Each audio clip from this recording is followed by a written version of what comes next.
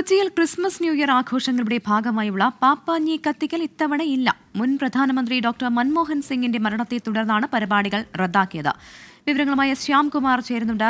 ശ്യാം, 2 പാപ്പാഞ്ഞിമാരെ ഒരുമിച്ച് കത്തിക്കാനായിരുന്നു ഇത്തവണത്തെ പദ്ധതി. അപ്പോൾ ആ ആഘോഷങ്ങളെല്ലാം ക്യാൻസൽ ചെയ്തിരിക്കുന്നു എന്നുള്ളതാണ് ഇപ്പോൾ ലഭ്യമാകുന്ന വിവരം, അല്ലേ?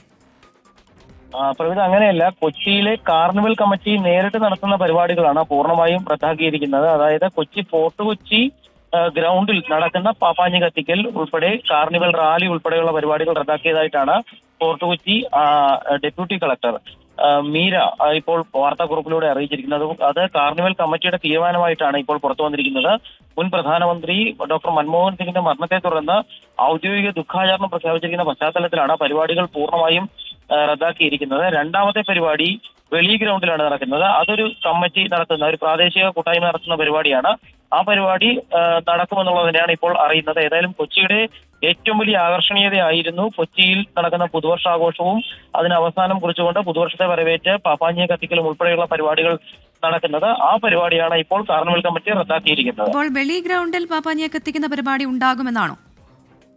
നിലവിൽ ആ പരിപാടിക്ക് മാറ്റമൊന്നും ഉള്ളതായിട്ട് അറിയിച്ചിട്ടില്ല. ഏതായാലും ഔദ്യോഗിക കമ്മിറ്റി നടത്തുന്ന, അതായത് ജില്ലാ ഭരണകൂടത്തിന്റെ സഹകരണത്തോടുകൂടി കാർണിവൽ കമ്മിറ്റി നടത്തുന്ന പരിപാടി റദ്ദാക്കിയതായിട്ടാണ് വാർത്താക്കുറിപ്പിലൂടെ അറിയിച്ചിരിക്കുന്നത്.